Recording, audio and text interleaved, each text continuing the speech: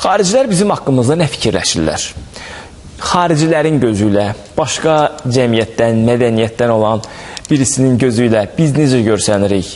Yəni bizim davranışlarımız, bizim mədəniyyətimiz onlarda hansı təəssürat oyadır və bizimlə birlikdə yaşamaqda məmnundurlarmı? Belə suallar ortaya çıxır, hər kəs bunu bilmək istəyir. Əməkdaşımız İlahə Azərbaycanda təhsil alan bir tələbə ilə söhbət edib. O İndoneziyadandır, uzaq İndoneziyadandır. İndoneziya müsəlman ölkəsidir, amma hər halda Indoneziya ilə bizim aramızda böyük məsafə var. İndoneziyalılarla bizim aramızda da böyük fərqlər var. Mədəniyyət fərqi, temperament fərqi, hətta bir qədər dərinə gedib irq fərqliliyini də ortaya qoya bilərik. Baxın, görün, bu tələbə bizimlə bağlı nələr deyib.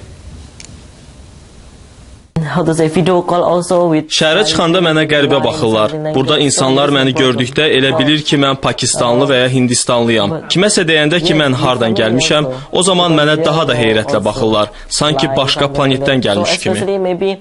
Hanu Resto heç də bir çoxlarının düşündüyü kimi özgə planetdən gəlməyib. Uzaq İndoneziyadan ölkəmizə təhsil almaq üçün təşrif buyurub. Hazırda Qafqaz Universitetinin 1-ci kurs tələbəsidir. Bu balaca, qarayanız oğlanla ilk tanışlığa elə onun təhsil aldığı universitetin yataqxanasından, aylardır yaşadığı otaqdan başladıq. O burada tək yaşayır. Ali məktəblərin qış tətili günləri olduğundan yataqxanada birgə yaşadığı dostlara öz ölkələrinə gediblər. O isə yol xərcinin çox olduğunu nəzərə alaraq qış tətilini burada keçirməli olub. Söhbət zamanı 18 yaşlı Hanın əslində digərlərindən bir qədər fərqli olduğunu gördük. Olduqca səmimi, mehriban və hər sualımıza təbəssümlə cavab verən bu İndoneziyalı tələbənin dediyinə görə, ölkəsində həyatı buradakından tam fərqli olub. Anası və bacısı ilə bərabər yaşayan Hanı ailənin tək oğlan övladıdır. Hər zaman xarici ölkələri gəzmək və xaricdə təhsil almaq həvəsi onu bura, ölkəmizə gətirib çıxarıb. Azərbaycanı isə müəllimlərinin tövsiyəsi ilə seçib.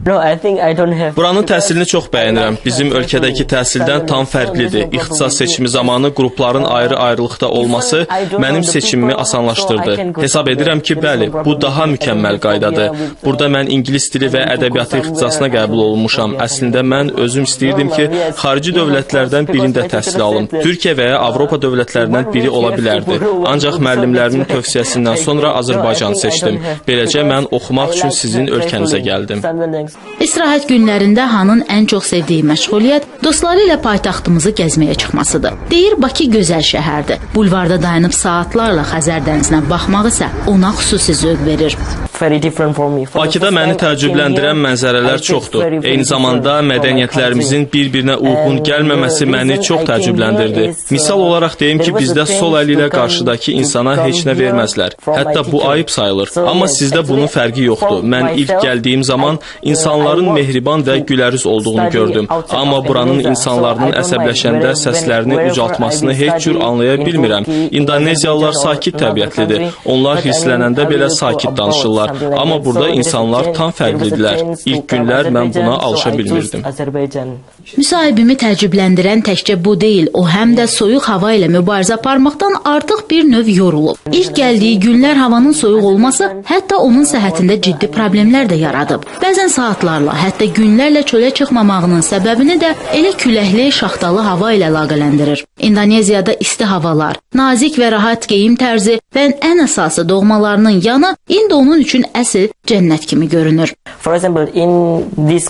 Burada ilk günlər mənə qəribə gələn məqamlar çox olub. Elə indi də var. Məsələn, bizim ölkəmiz də müsəlman ölkəsidir və orada gündə 5 dəfə azan verilir. Amma mən burada o öyrəşdiyim səsi eşitməyəndə qəribə gəldi. Azan saati gələndə mən o səsi axtarırdım. Bundan başqa burada yeməklər mənə görə tam fərqli idi. İndoneziyada yeməklərimiz daha ədviyyatlı olur və onların dadı tam fərqlidir. Amma sizin yeməkləriniz çox yağlı olur. İlk gəldiyim günlər sadəcə çörək yeyirdim, amma yavaş-yavaş öyrəşdim. İndi qarşıma nə qoyulursa yeyirəm. Artıq yeməklərin fərqi yoxdur mənim üçün. Amma təbii ki, çox sevdiyim yeməklər də var. Bu üç bacı dolmasıdır. Elə mən də bu yeməyi sizin dilinizdəki kimi adlandırıram. Üç bacı dolması. Ara sıra dərslərdən vaxt tapan kimi tenis otağına gəlir. Oynamağı mükəmməl bacarmasa da öyrənməyə çalışır. Onun üçün günlər burada adi keçir. Səhər qalxıb dərsə getmək, günorta nahar edib dincəlmək, axşamsa dərslərə hazırlaşmaq onun qəbul olunmuş gündəlik proqramıdır. Bizim gəlişimiz onun bu proqramını bir qədər dəyişmiş oldu. Hələ qarşıda onu 5 illik tələbə həyatı gözləyir. arzuluyur. Soyuqlu, istili bir həyat. Biz də gənc dostumuza bu həyatda öz arzularına uyğun yaşamağı diləyirik.